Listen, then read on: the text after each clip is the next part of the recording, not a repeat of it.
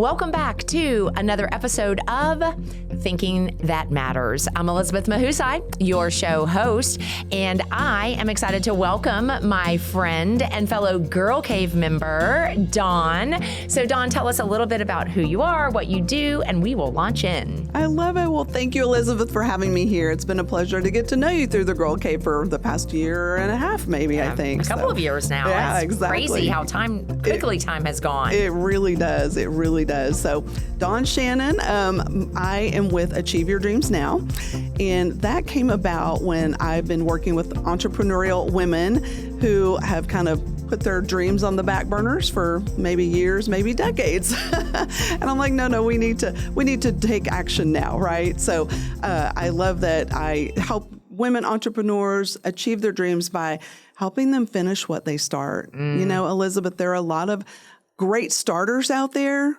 but not so good finishers. So through my coaching, speaking, mentorship, I really dive into those fears that are holding them back. And I know we're going to get more into that later, but that's really what I do. I help people go from being determined starters to dynamic finishers and actually finish what matters most. That's so I love that. Dynamic starters to what? What's the last? Determined starters. Determined starters. Dynamic finishers. Finishers. Oh, I like the play on words there. I like the play on words. And of course, your name also starts with D, so you could do all sorts of fun things with that. I could. Yeah. Thank you for planting that seed. Yes. I'm very big into how you can use words and letters and create memory hooks and all of those those things. That's awesome. And so for you, what led you to actually want to start Achieve Your Dreams Now? What was the motivation underneath that? So that's a long journey. I'll try to cliff notes it for you. So I worked in architecture for almost 15 years, everything but architecture. So I did office admin, marketing, contracts, the whole thing. And it was a great company. I loved the people that I worked with and for. We were like family. And every year, though, kept going by, and I'm like, I'm made for more. I'm meant for more. What does that look like? And my cousin, who's a little bit older than me, she learned about coaching. And back in the day, the coaching that we do, people didn't really understand that, right?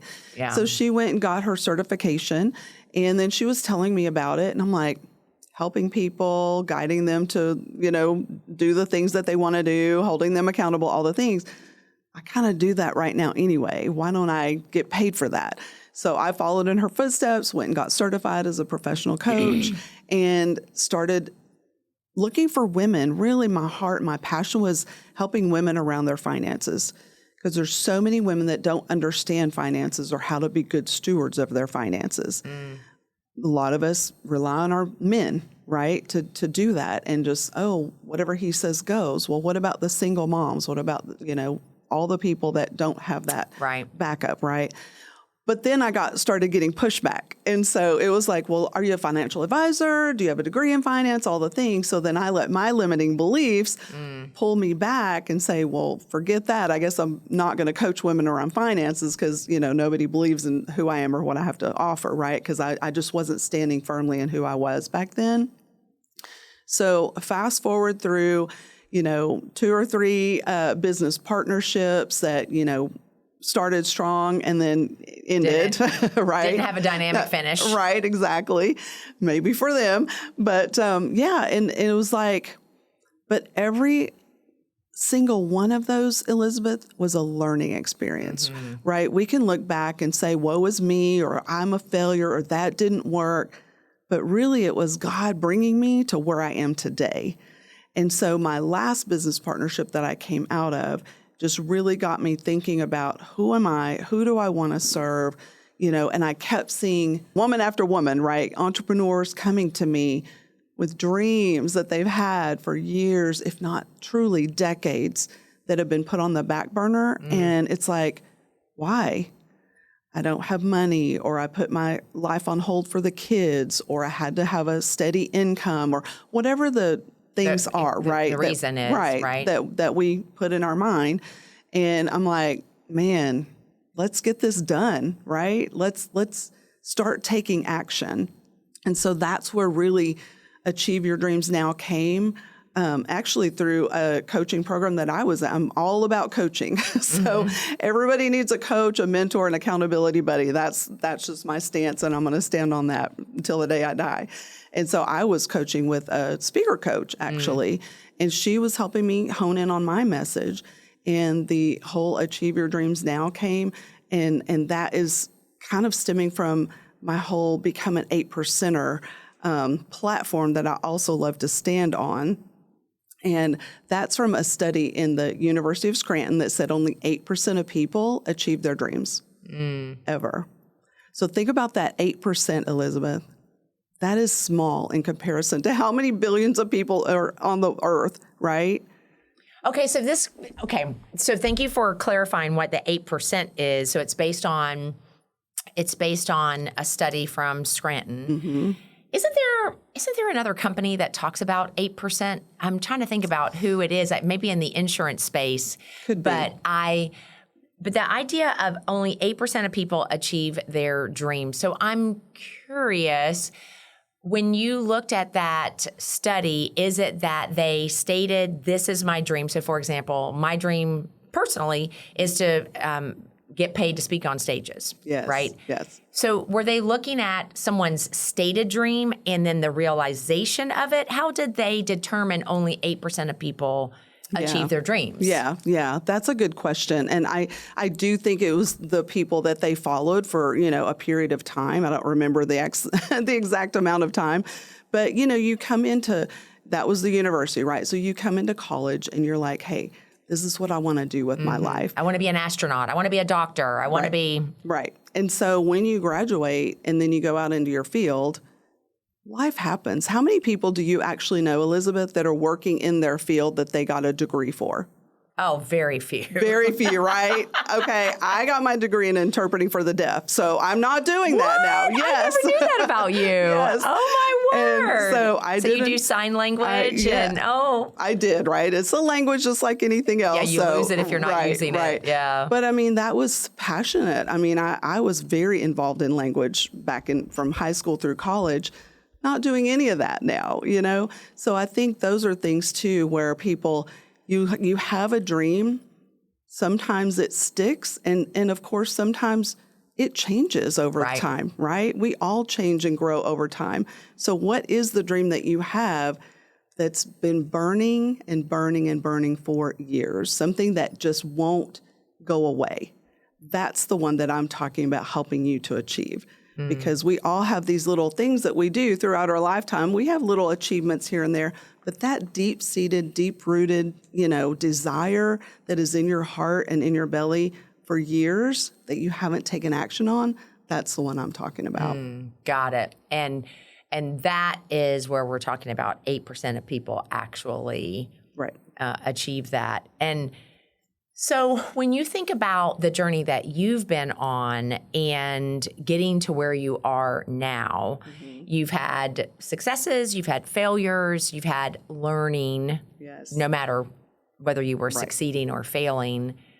If you had to condense that into some core thought patterns that you have determined are important. And let's stick with you first, not just the people that you coach. Yeah. Give me a couple of your core thought patterns that have come out of your learning that you've had over the course of your life.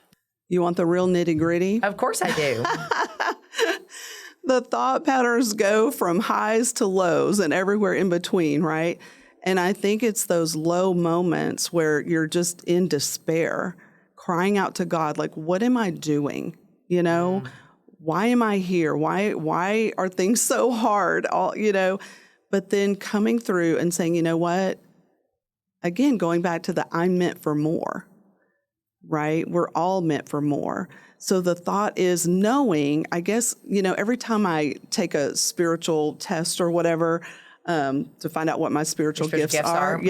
Faith is always number one. And if you would have asked me that years ago, I would have never believed that, But I think the thought process is knowing that God has a plan for my life And no matter what I do to try and circumvent it, because I think I know better, right? Oh, I can relate to that.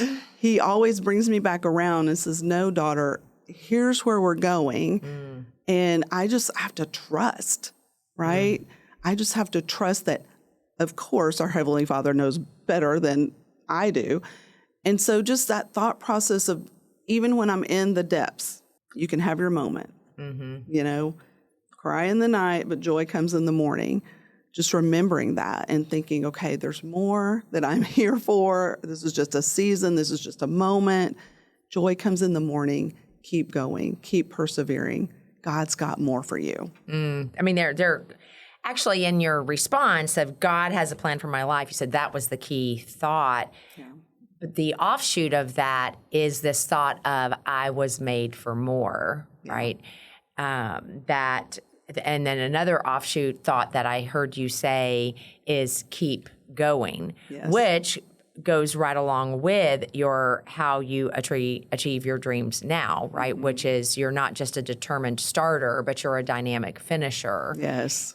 Where that's concerned. So I mean, a lot of really core rooted thoughts in that. Yeah. Now, obviously, you've had the benefit of years of life and experience to be able to get to this place. You know, there are a lot of people that starting or being founded on that core thought is very challenging. Yeah. And so they find themselves in this place of, I need to keep achieving. I need to keep striving. I need to keep going. So where has overachievement shown up in your life? I want to hear about that and what the cost has been to you. Yeah, that's good. When you first said that, I was thinking back in my popcorn girl days. So I worked for General Cinema Theaters back in the day. That was my first job. Goodness, I love it. Mine was McDonald's. There you go, right? So I always say I went from popcorn girl to general manager in a very short time frame. So I was all about achieving, you know, going up that ladder. And when you're young, like you're young, you have all this energy, right? Yep. And then as you get older, you're like, oh, maybe I don't have so much energy anymore, right? Things happen. Bless. Right? And then, of course, I went into the corporate world, was in that world for a very long time. And I guess during that time, I kind of felt limited in the fact that when I was in architecture, right, I wasn't an architect. So only architects could be partners at that time.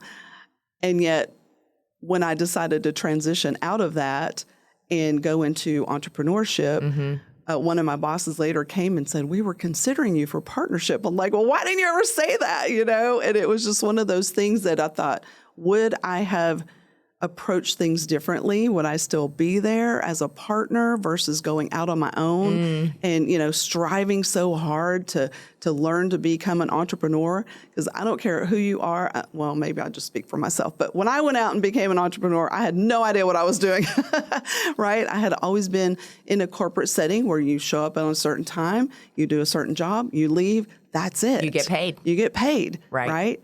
And in the entrepreneurial world, you show up, you work harder than you did at your corporate job, and you may not get paid. I like to call it a don't work, don't eat lifestyle. There you go. Exactly. Yeah. So I think that striving, it's in a lot of us, right? It's in a lot of us. There are some people I think that don't have that. They do prefer just to go and sit and, you know, work their 8 hours, get a paycheck, move on. There's nothing wrong with that. We all need people that are the workers. But for those of us who are more visionary, more, you know, big picture thinking that matters, it's like, okay, are you in or are you out?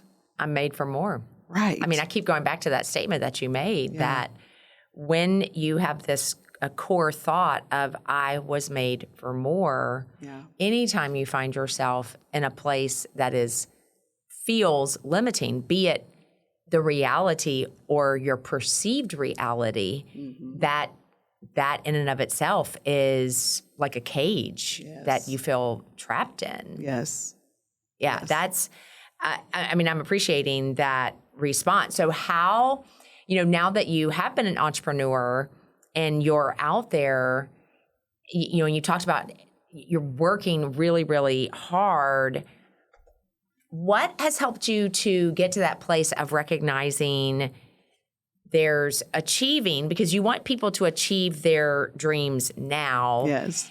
And then there's also the overachieving, right? So how do you help people manage between those two? It's like I say to people, achieving is not a bad thing. Right. It's when we move into this place of overachieving that we get burnt out. We're not delegating. It's all about me and what I can do and how well I can do it, and we get stuck in these cycles. So I would love to hear how you're helping these women manage between those two realities. Yeah, that's a great question. So as you're talking about, the entrepreneurial journey that I've been on, we're in a pivotal year this year, 2016.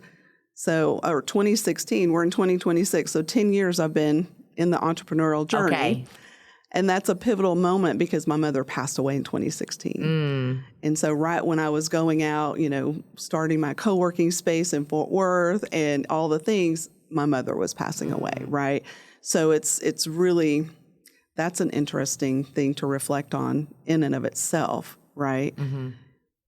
But as far as overachieving or achieving and overachieving, this is what I'll say. And this is another one of the platforms that I stand on, is helping people operate within their peak energy zone. Okay. So what that means, Elizabeth, we all have our own circadian rhythm, right? And what works for you may not work for me. And there's so much shame around that when the world tells you, oh, well, you have to get up at 4 a.m. or you're not going to be successful. You'll never be a millionaire if you're not up at 4 a.m. All right? millionaires are up at 4 a.m. Right, exactly. And if you're on the West Coast, the East Coast has already been up for 4 hours, right? You're behind. So definitely get up. All those things. And I was operating under that pressure of what I should do for so long, and so many other people telling me how I should operate. That really it just dragged me down. And it had me kind of almost tunnel vision of every mistake that I made, right? Everything I was doing, quote, wrong. Until one day, I hired a communications coach, and we had been working together for several months, maybe almost a year. She said something that just blew me away, and I will never forget it. She said, Dawn, you got to let your results look different than what the world is telling you they should look like. Years of shame and guilt came flying off my shoulders, and I'm like, thank you, because I do operate differently, and that's not wrong. So that achievement part of me, where I was trying to achieve really for other people for so long. That's so true. I think that actually you bring up a really good root of overachievement is when we begin believing that our results should look like others' results. Yes. And so we just keep striving, we keep working, we keep killing ourselves, right. To hit that. And being able to then give ourselves permission for our results to look different from someone else's results. Yes, it's so good. So important, so important. So the overachieving comes when you're in that space that you're not supposed to be, right? So I help my coaching clients to create healthy boundaries around their time, around their energy, so that they can gain the momentum that they need to keep going. Because how many times do we burn out because we're trying to do too many things for too many people, when really the only person we're supposed to be doing it for is God, right? And what he tells us to do. But the world keeps pulling on us in so many different ways, in so many different directions, so many demands. When at the end of the day, it's like, really? Is that really what I'm supposed to be doing? With that person in this time, in this season? So really, we need to look and assess, where are we and what's important right now? I'm sure you're familiar with, in the coaching world, we call it the wheel of life, right? Or the the wheel of business. Yeah, there's many different variations of it. Whatever you want to, right? So, and each little, piece of the pie in the wheel represents a different, your environment, your faith, your family, fun, friends, field, all the things. sometimes one of those wedges needs more attention than the other. Yeah. You have to adjust, you have to adjust, because if you don't, what's going to happen? Balls are going to get dropped. People are going to get, frustrated because you're not showing up over here when you said you would. But when your energy, when your health is on the line, things happen. Things have to change. Yeah. It's one of the reasons why, what you're saying is one of the reasons why I get super frustrated with work-life balance. There's no such thing. There's no such thing, Thank Elizabeth. you. We both agree that it is a myth. It is. Yes. It is a myth. Yes. That in effect, it's more that I like to call it work-life management. Like we are managing those things. Right. So for example, in the wheel of life, yes, if a particular wedge is in, need of repair or addressing, yes, if you don't address it, the wheel comes off the bus, as they say. Right. I mean, eventually, or the tire goes flat and you're stuck anyway. Yes. And that's, and I think people, well, I rather than saying it, I want to ask you, what do you believe are instances in people's lives where they really are forced to come face to face with, I can no longer ignore that? So many times, right? I attribute it more to health, because health for me is really important. And that's another way to operate within our peak energy zone, right? Making sure that our health is at its peak, right? And so many of us are not not operating in that, peak healthy energy zone, right? So I think one of the examples that I like to give is my cousin. She is a phenomenal speaker, coach, all the things, consultant. She was going to Florida to, have this big event, working with clients, whatever, for the whole week. And she got in an accident, like the day before she was supposed to fly out. And she was okay, but she did break her wrist.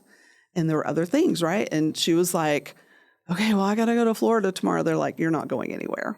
Ooh. Right? So what happens when life literally throws you a curveball and you can't do what you had planned to do? What is the backup plan? And I think that's what a lot of us don't think about or don't want to think about, is what is that backup plan? And that's the whole, I'm a great starter, but I'm a lousy finisher because I didn't think of all the things that might come in between to throw me off track so that I could stay on course and finish what matters. Yeah, that's so true. And I think something else that you're saying as well that made me think, when life throws us curveballs, I'm going to say if, and I'm not even going to use if, when us overachievers are operating in that space, which means we are fully in self-reliance. Yeah. We haven't brought enough other people in to even have a workable backup plan. True. Because we've made it all about what I'm doing, what I can do, what I should be doing, where I need to be, what I'm going to be doing, like all the things. And that's a great point that you make, that no backup plan is why you have a lot of determined starters, but very few dynamic finishers. Yes, yes. Okay, so you were telling me about, in the time that we have remaining, because I think that's probably a good segue to your finishers formula, right? How do they go from not just being a determined starter, but being a dynamic finisher? Yeah. Well, I kind of alluded to it before. So time is the first piece, right? We've got to protect our time. We all know that we all have the same 24 hours in the day, right? But how do you protect your time? You put healthy boundaries around it. And I will scream that until the day I die as well, like healthy boundaries. No means no. And learn when you should say no. Sorry, I put should on you, but there it is, right? Sometimes we should say no. Let your no be no, let your yes be yes. That's even in the Bible as well. So protect your time. Your energy is the next thing. Learn how to operate within your peak energy zone. If your peak energy zone is at 10 a.m., don't schedule meetings at 8 a.m. Correct. Period. Because you're not in your peak energy zone. Right. You're not going to give your best. You don't want your roofer, up on your roof when he's not had his coffee or what, right? However his peak energy is. You want to operate at your best. That creates momentum. Because without momentum, we stall. So my finisher's formula for success, time plus energy plus momentum equals action. When you have that momentum, you're operating within your peak energy zone, you're honoring and protecting your time, you can take action and consistent action that gets results. That's the next part of it, getting results. A lot of us take action, but are we getting the results that we really want, right? A hamster can run in a wheel all day long. He's taking action, but is he getting the cheese outside the wheel? No, he's not. Yeah. So we have to take the right action to get the results that we want. That's when we can achieve the success that God has in store for us. When you're working with someone to achieve their dreams now, you're working through each of these pieces of the formula Right. in order to then be able to, obviously the result, meaning achieve that dream or get closer to it, move, continue to move closer to it. I love that. And so when you think about, I just have to ask this because you've worked with enough people now, what do you believe is the biggest limiting belief that you hear on a consistent basis when you are trying to work with people on boundary around times and working within the peak energy zone? What do you hear most commonly in this limiting belief area? There's really so much fear around what if I do X and Z doesn't happen, right? There's just a lot of fear around failure. Okay. And there's both ways, fear around failure, fear around success, because they don't know how to manage that. So one of my biggest prayers right now is, expand my capacity, right? Not just expand my territory, but expand my capacity. So I think a lot of people, and they get stuck on the how, Elizabeth. So many people get stuck on the how. How do I do it? Just show me what to do, right?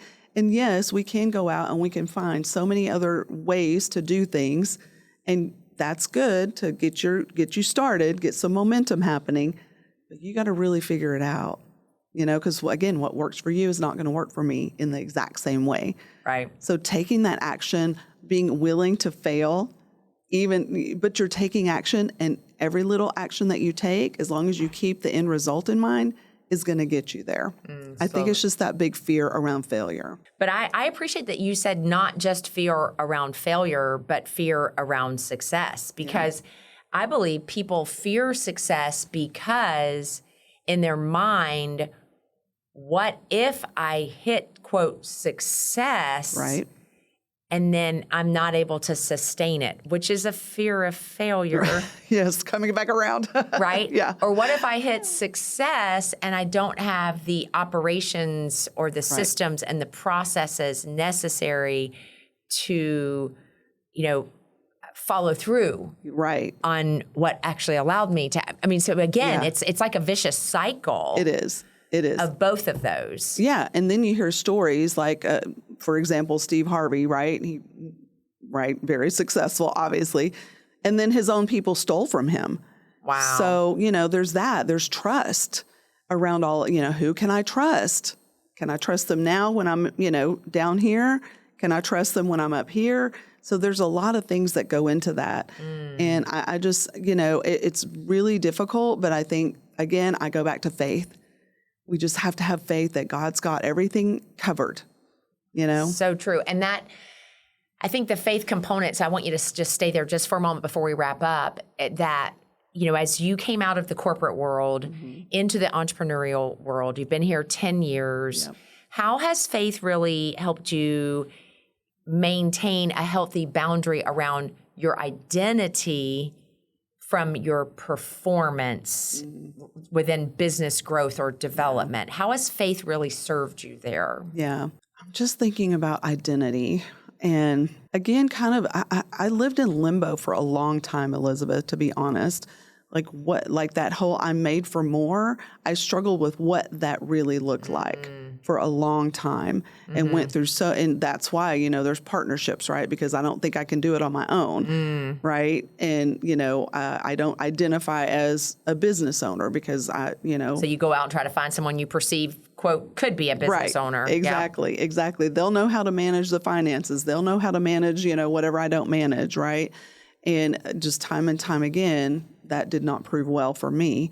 Right. So then what was the other one? Identity and just from separating it from your performance. Right. Or we could say success or failure for that matter. Exactly. So then you try to outperform because you're trying to please either that partner or the people that you're serving to make sure that they get the best for what they're paying for, you know? So then you try to overperform, and then it just kind of backfires, because when you are operating within your peak energy zone, operating within your divine assignment and your divine alignment with what God has in store for you, that's when you can really shine.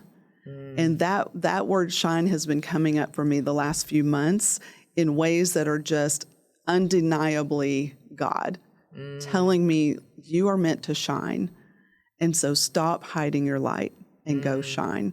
And there's so many people that are dimming their light out of fear and out of, I guess, not really having support. There's a lot of people that go out as entrepreneurs and they don't have the support from the people that are closest to them. And that's tough. Bunch of naysayers, That's right? really tough. That's why I truly believe in coaching and accountability partners to come alongside you. And I know accountability can be, like the B word, budget. A lot of people don't want that. Where did your brain go? Right? A lot of people think, accountability, I don't want that, It's in a loving atmosphere. Yeah. Right? Now, truth and love, right? You said you wanted to do this. I'm here to hold you accountable. Correct. That's why you're paying me. Do you want it or not? Let's go get it. I'm going to support you along the way, every step of the way. That's actually a really, really good point, that when people, regardless, whether they're entrepreneurs or they're working in a corporate environment, that oftentimes those closest to them struggle to support them. Yes. And that is not condemnation. That is just reality, because we're all on our own path. Right. And where a coach can be of such great value is that they are in your corner. 100%. They're walking with you, lockstep. Yes. To not only challenge you, but to encourage you, to cheer you on, to celebrate with you.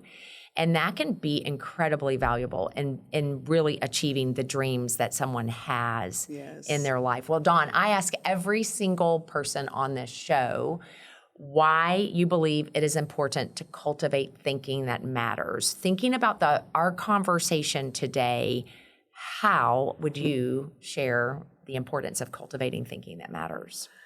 Elizabeth, when God gives us thoughts, right? He gives us wisdom. And when we take that and we doubt it, that's when we get in that pattern of overthinking, overwhelm, stuck. Thinking that matters brings us back into alignment with his design for our lives, right?